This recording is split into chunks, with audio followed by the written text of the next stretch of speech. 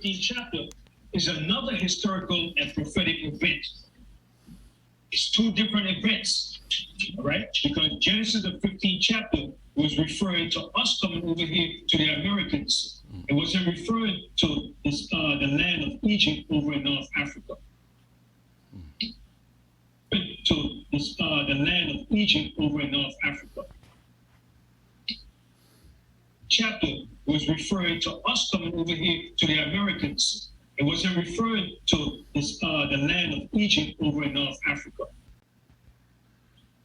Genesis 15th chapter is another historical and prophetic event. It's two different events, all right? Because Genesis, the 15th chapter, was referring to us coming over here to the Americans. It wasn't referring to this, the land of Egypt over in North Africa. All right, Shalom.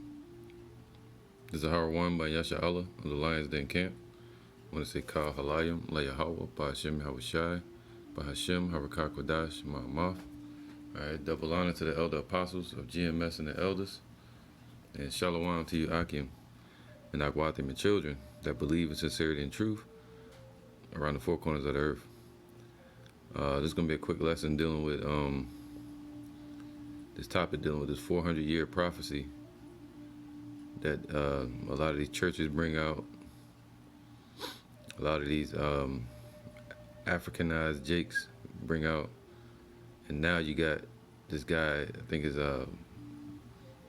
Priest Bunyamin, if I'm not mistaken. If I'm wrong, it's cool. But that's like the guy from HODC that you saw in the video in the beginning.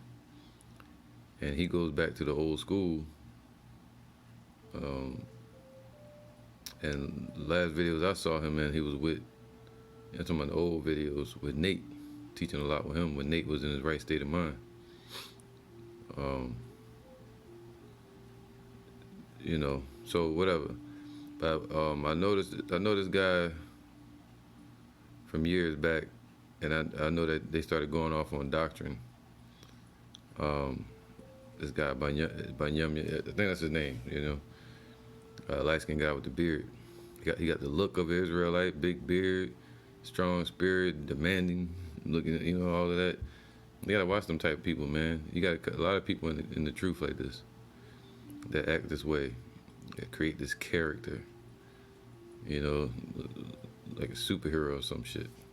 Instead of growing in the knowledge and in the wisdom and in the faith, they're growing in this ego that they build up. All right. So not to spend too much time talking about him specifically, I want to get into the topic. What he brought out was Genesis 15, and he said that's talking about America, and that is not talking about us going into Egypt and coming out of Egypt. Completely went off. All right. So there's gonna be a response to Apostle Hard's video that he put up. He shared the video of this guy, so that's where I got it from. So before I get into it, I want to bring these two scriptures out. This is Ezekiel 37 and 8. And it says, "And when I beheld, lo, the sinews and the flesh came up upon them." All right. So once somebody get into this truth, they get strong. They get strong in the understanding that they're Israelite. You know, and that's part of the sinews, because the sinews represent the muscles, the joints, the ligaments. Okay, on the body, with the bones come together. Then you get muscles, sinews upon it. All right, that represent the strength. You know. Now it says, and the flesh came up upon it. Right, people start calling themselves Israelites. And the skin covered them above. All right. So they call themselves the Israelite. They start calling themselves from certain tribes and all of this. But there was no breath in them, man. All right. So you see these guys, they call themselves Israelites, and they were teaching for a long time, but they don't have no breath. Teaching, you know, they don't teach the prophecies correctly. They don't teach the doctrine correctly. All right. This is Isaiah 8 and 20. to the law and to the testimony. See, this is part of the testimony. If they speak not according to this word, it is because there is no light in them. So this guy has lost the light. He don't have the breath in him, man. All right. So I don't care. I don't care if he tell you he's an elder, he's a teacher, whatever, demanding spirit, authoritative spirit, whatever you want to call it. And because they have gray hair, that don't matter. All right. It's all about the understanding and the spirit of truth. Okay. So they speak not according to this word because there's no light in them. So this guy said that Genesis 15 is talking about America. Now let's find out. All right, this is Genesis 15 and 12. And when the sun was going down, a deep sleep fell upon Abram. And lo, a horror of great darkness fell upon him, man. So he saw, Abraham saw us going into Egypt and being in Egypt and going through a persecution. All right, so Abraham saw that. He saw people going into a dark place, into bondage. Verse 13, and he said unto Abram, know of a surety that thy seed shall be a stranger, all right, or a foreigner, or, in a land, or really like an alien, in a land that is not theirs, man. Okay?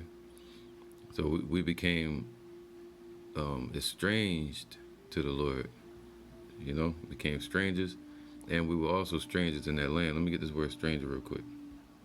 All right, so that word there for a stranger would be gar. Okay, you got goyim or gawayam, which means the nations, but this right here would be gar. We didn't have any inherited rights in Egypt.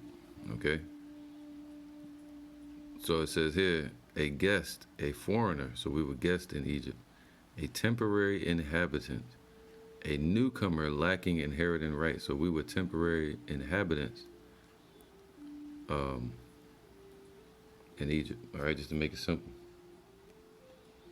So we were there for 430 years, and that's the prophecy. But this guy seems to think that it's talking about America. All right, when we were here over 430 years. Okay, Genesis 15 and 13, and he said to Abram, know of a surety that thy seed shall be a stranger, basically sojourners, all right, to dwell in a place, in a land that is not theirs, and shall serve them, and they shall afflict them 400 years. So we was afflicted for 400 years. And also that nation, right? So we serve the Egyptians, those Canaanites, Hamites, and also that nation whom they shall serve will I judge. All right, and after shall they come out with great substance. See, that's what he going off at, because the Lord's going to judge the nation that we're serving now, Esau, but we're not coming out of here with great substance. The substance that we coming out of here with is just the spirit of truth. That's it, being delivered. We're not taking anything with us. We're not taking none of this clothes and Nikes and shit with us. Jordans and shit. So, and jewelry and money. What the fuck we gonna take with us out of this place? See, we needed it when we came out of Egypt because we were gonna be in the wilderness, right? Food and substance and resources. So now, and it says what? And thou shalt go to thy fathers in peace. Thou shalt be buried in a good old age, right? I think Abraham was born around 2166 BC, and he died around 1991 BC. So let's see what that is. Let me do a calculation real quick. All right, so he was around approximately 175 years old, Abram, okay? So he died in a good old age. So that prophecy happened. All right, so let's continue with the rest of this prophecy. Genesis 15 and 14. And also that nation whom they shall serve will I judge. And the Lord judged the Egyptians, especially all the way up until about 664 BC. All right, with the fall of Thebes, and also how the Lord judged the Pharaoh and the waters with the Red Sea, dealing with Moses. Okay, he drowned the army and the Pharaoh. Said the Pharaoh died in the sea. They try to say he got away, but the scriptures say he died. So. And then also the Lord was judging these Egyptians with Pharaoh Necho. All right, and in the battle of Carchemish with Babylon, the Lord had the Babylonians take them down too, and the Assyrians. So the Lord wasn't done with Egypt after the Exodus. All right, the Lord was still judging them. And afterward, they shall come out with great substance. So he came out of there with great substance. All right, I'm gonna prove that according to scriptures. And thou shalt go to thy fathers in peace, and thou shalt be buried in a good old age, man. Okay. So, and it says, but in the fourth generation they shall come hither again. All right. So the fourth generation, what that means is almost 2,000 years later, because this happened around the time of Abram, which he was born in 2166. Right, he died around 1991. So the Lord was telling him somewhere between that time that we were going to return to that land that was promised to Abram. All right, we were going to serve him there, serve the Lord there. All right, so, but in the fourth generation, they shall come hither again. If you want to understand generations, just read the book of Matthew, the first chapter, where it tells you about the 14th generation. It explains the timelines from David to so-and-so, from Abraham to David, it was 14 generations and so on and so on. So, but in the fourth generation, they shall come hither. All right, around the time of Joshua and Moses. For the iniquity of the Amorites is not yet full, right? Because the Lord was letting these Amorites and these other nations, that the Africans that dwelled in the land, to commit their iniquity, and the Lord was going to judge them. He sent the judgment upon them. All right, and the judgment was actually us. We were his battle axe and weapons of war. So the Lord judged the Amorites with Joshua. All right, he had the Lord had Joshua destroy the Amorites. I think it's in Genesis 10, something like that, or Exodus 10. I gotta check. I probably won't get into that right now. But yeah, he destroyed the Amorites with Joshua.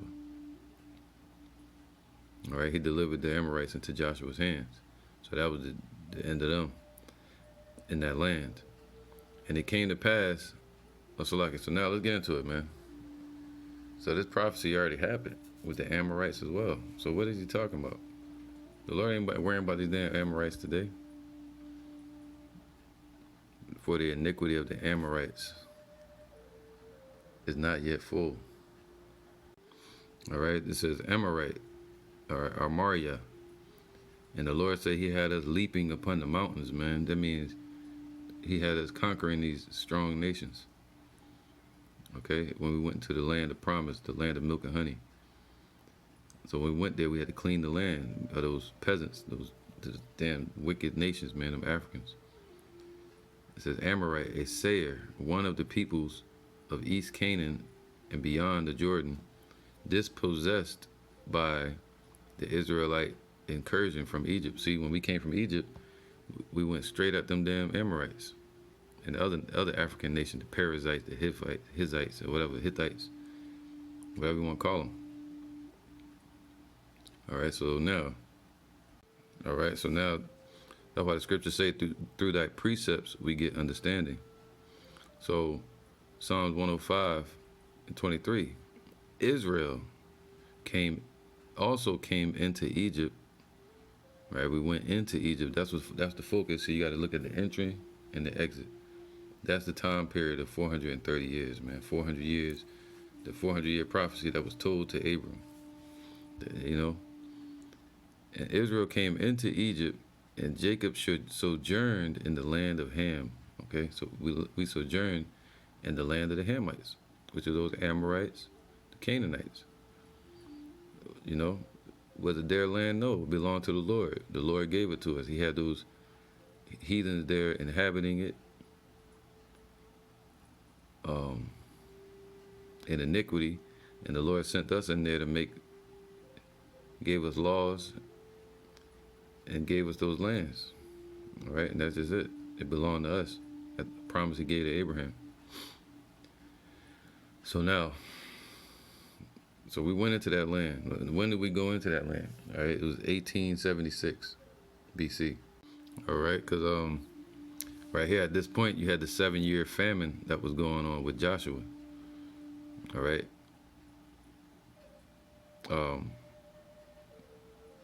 And now, also, the prophecy, that's right, come thinking about it, the prophecy dealing with Joshua. And Joshua told the dream to that Pharaoh. I think his name was, I got his name written down. I think so. There you go. Sesostris. All right, Sesostris the first. Sesostris the first. And that's the one that Joseph was talking to about the dream that that he had. He had a dream of the Pharaoh's dream.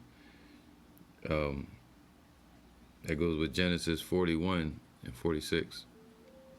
You can read that later. So Joshua had a dream that there was going to be a 7-year famine, and he told it to this ruler named Sesostris the first.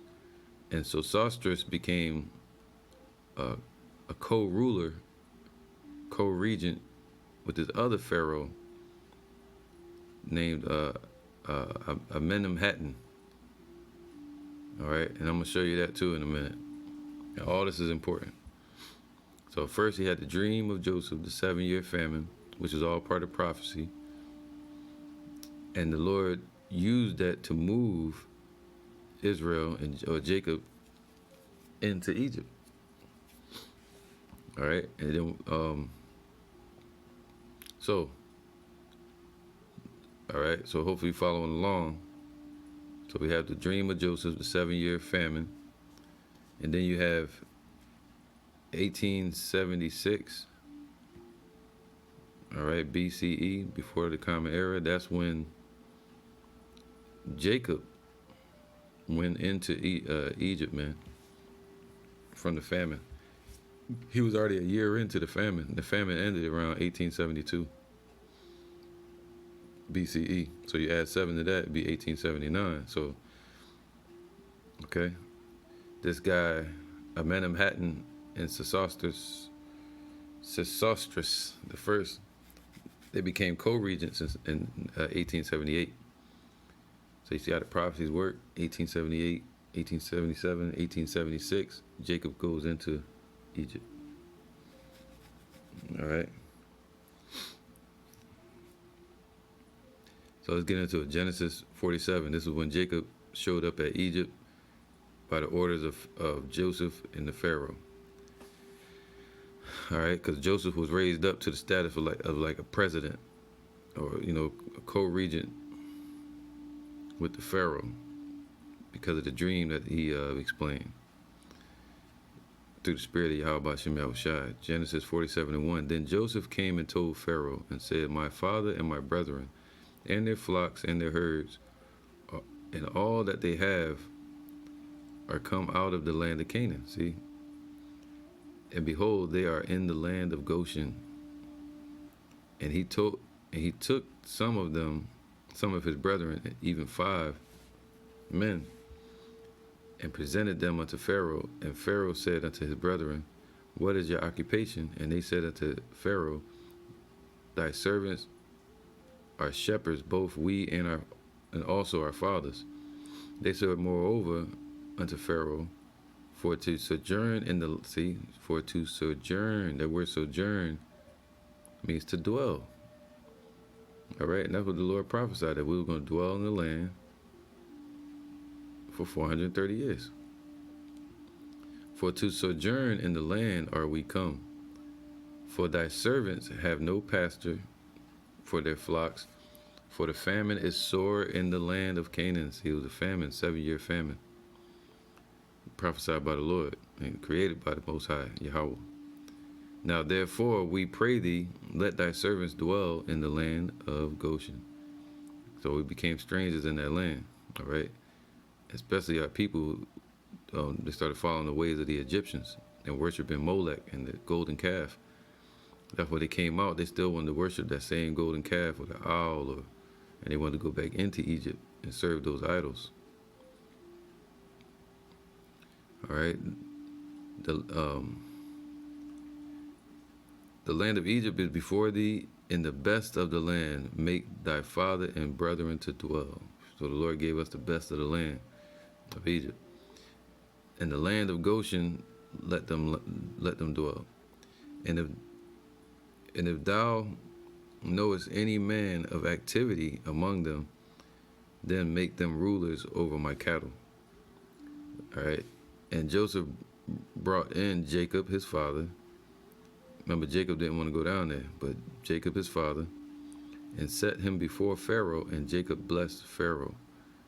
And Pharaoh said unto Jacob, how old art thou? And I think at this point, Jacob was 130 years old.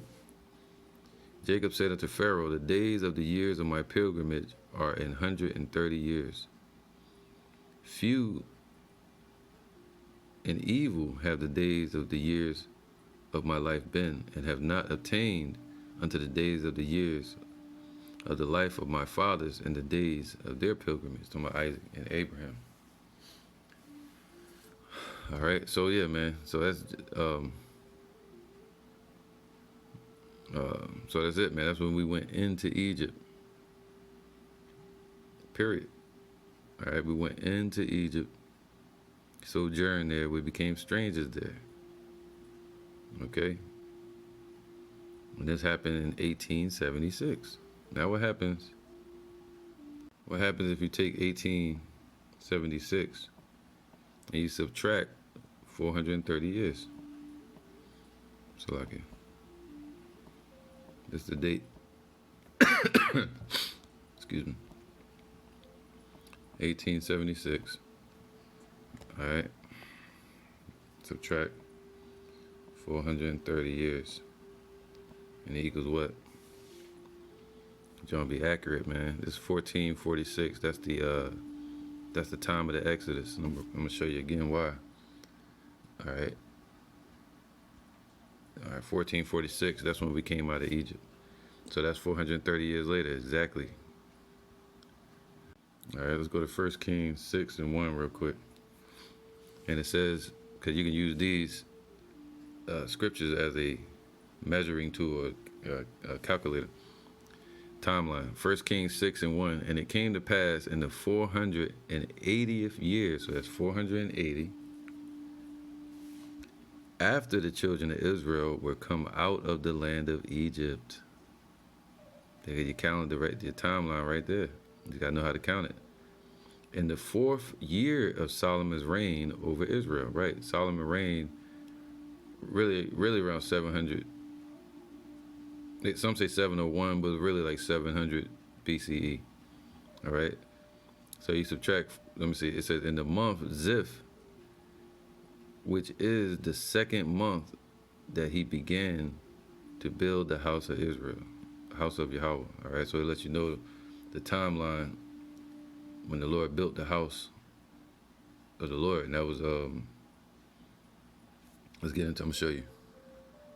Oh shit, Salaki. I just noticed I was saying 701. 701. That was dealing with Hezekiah. Sorry about the numbers, but it's supposed to be 971. All right.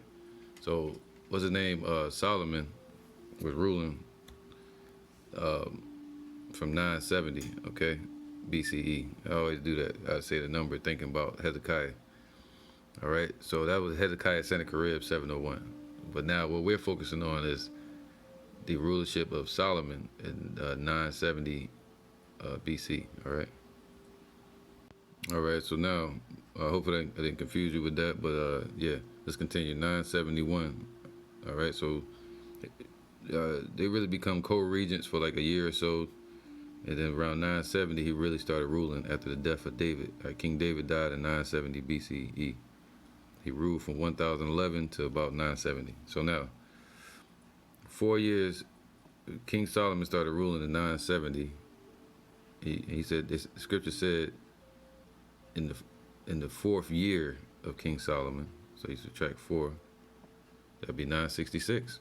That's when the house of the Lord started being built with Solomon. So now it said 480 is when, after 480 years that we came out of Egypt, is when this happened. So let's add 480 to it.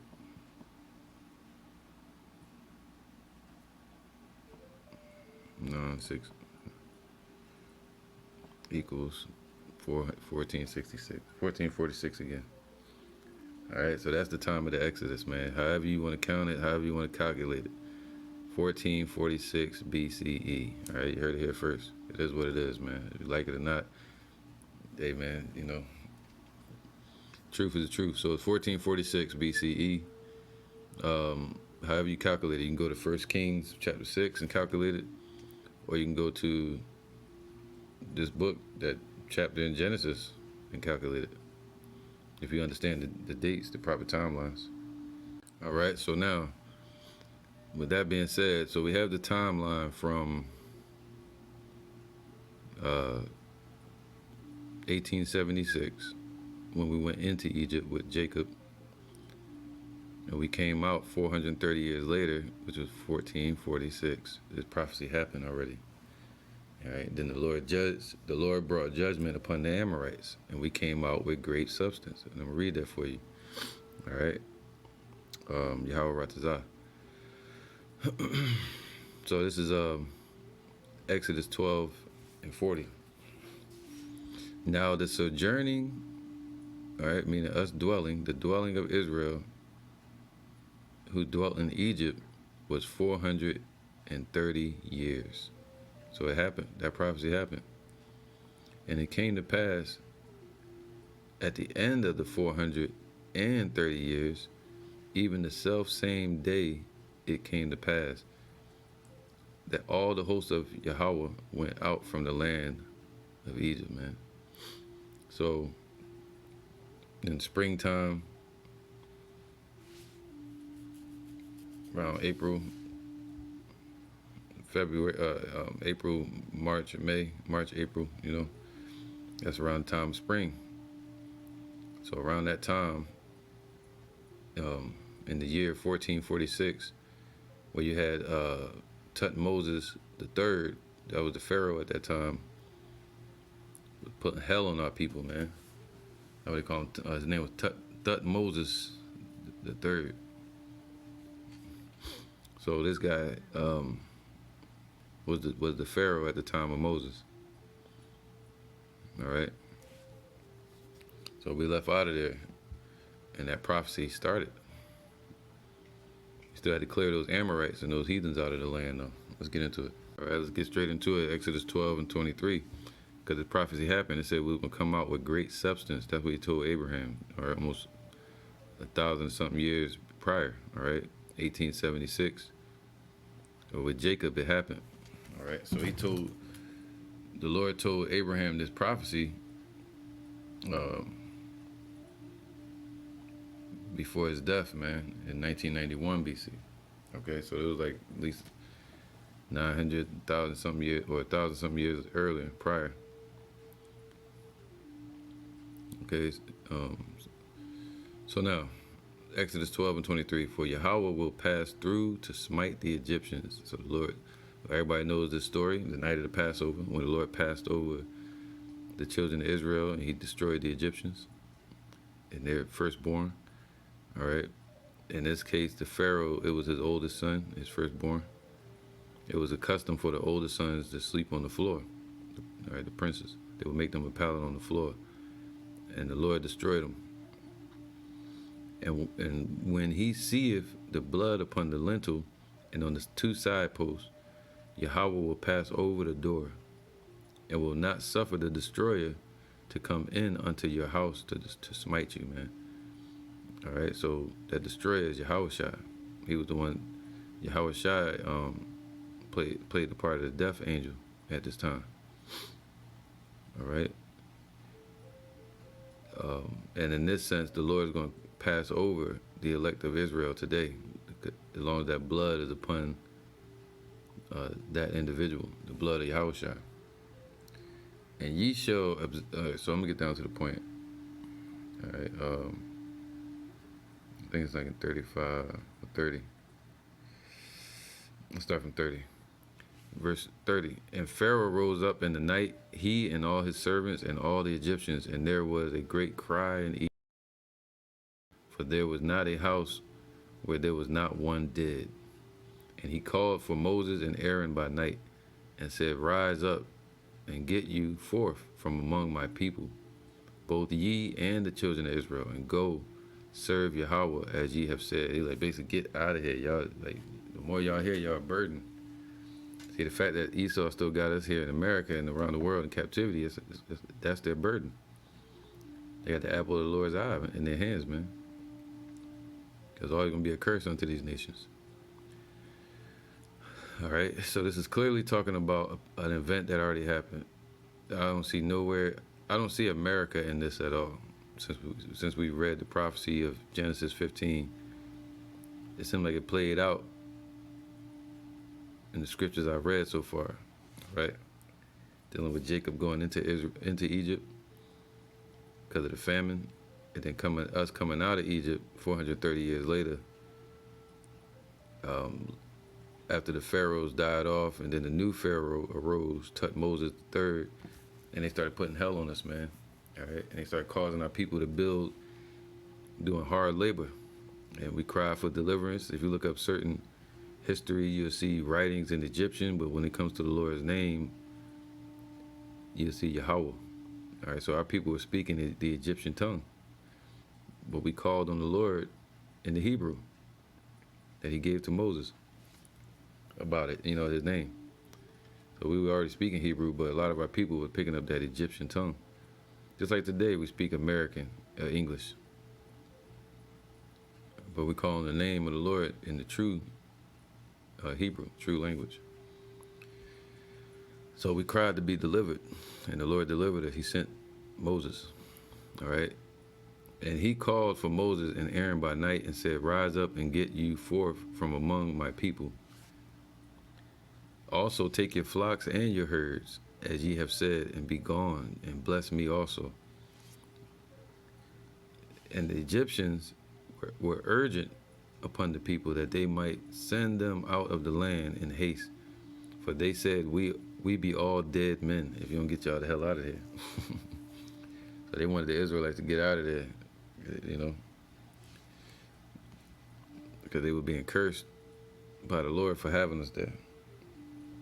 And the children of Israel did according to the word of Moses, and they what? They borrowed of the Egyptians silver, jewels of silver, and jewels of gold, and raiment. And Yahweh gave the people favor in the sight of the Egyptians, so that they lent unto them such things that they required, and they spoiled the Egyptians. Let me read this real quick. All right, let's get back to the prophecy real quick. Genesis 15 and 13. All right, because it said what? And he said unto Abram, Know of a surety that thy seed shall be a stranger in a land that is not theirs. See, we was in Egypt. All right, but the Lord is going to give us the land of Canaan. All right, and the nation whom they shall serve will I judge. See, the Lord was judging those Egyptians. The Egyptians said it anyway. They said, I and our people are wicked, and your people are righteous.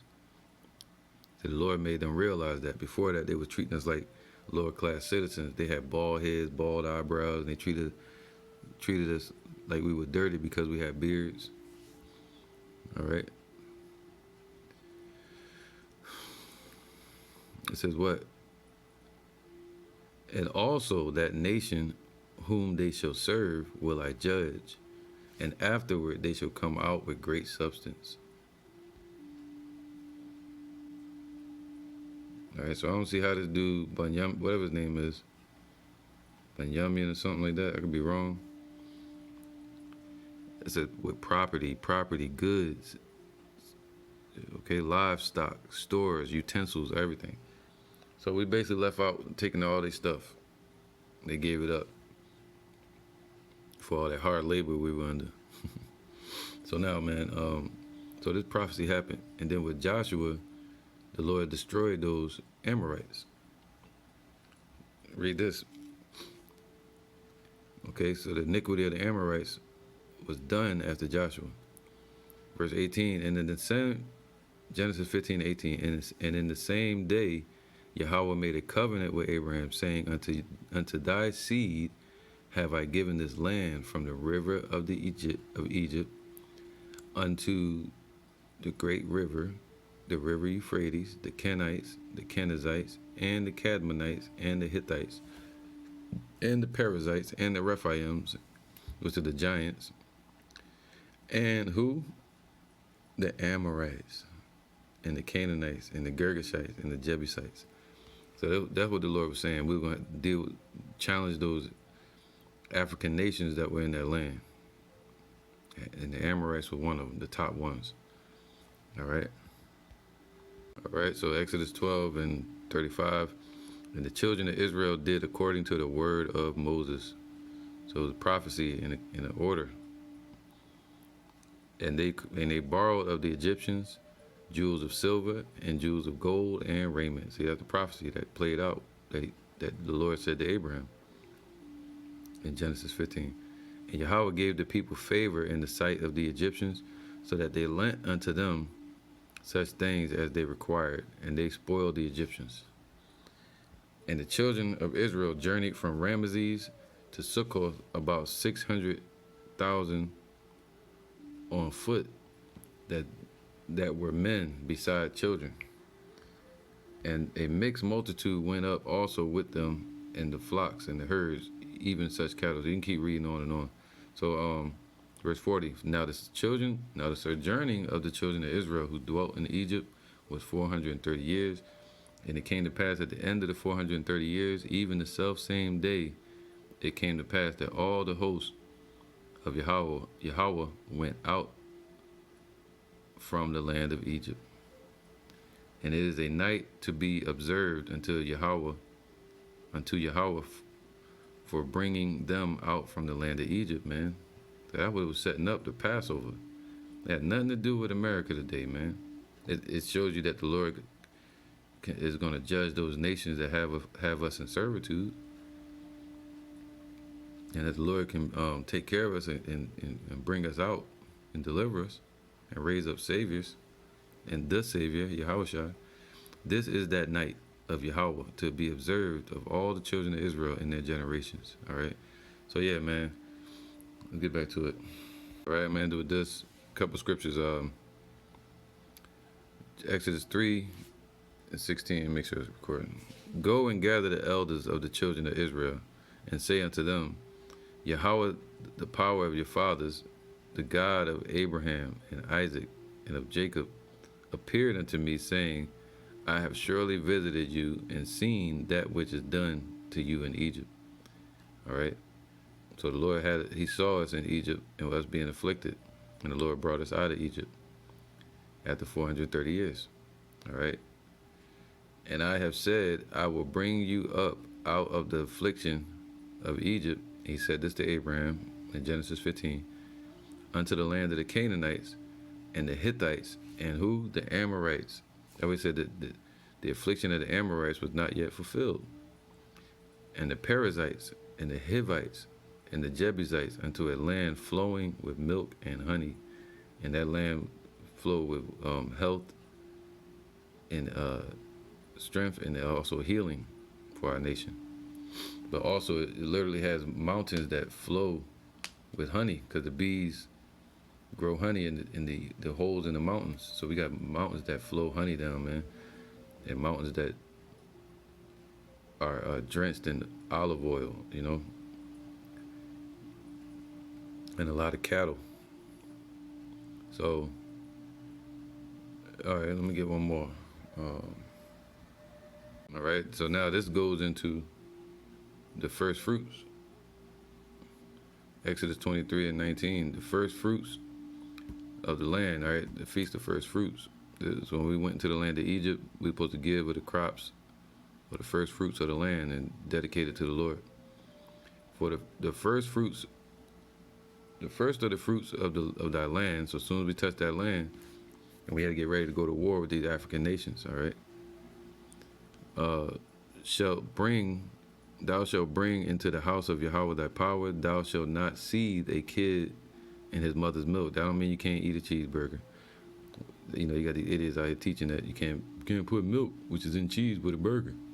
No, that means literally don't put your animal inside the mother's milk and boil it. Behold, I send an angel before thee to keep thee in the way and to bring thee into the place which I have prepared. So it's a promise. Behold, beware of him and obey his voice. Provoke him not, for he will not pardon your transgressions, for my name is in him.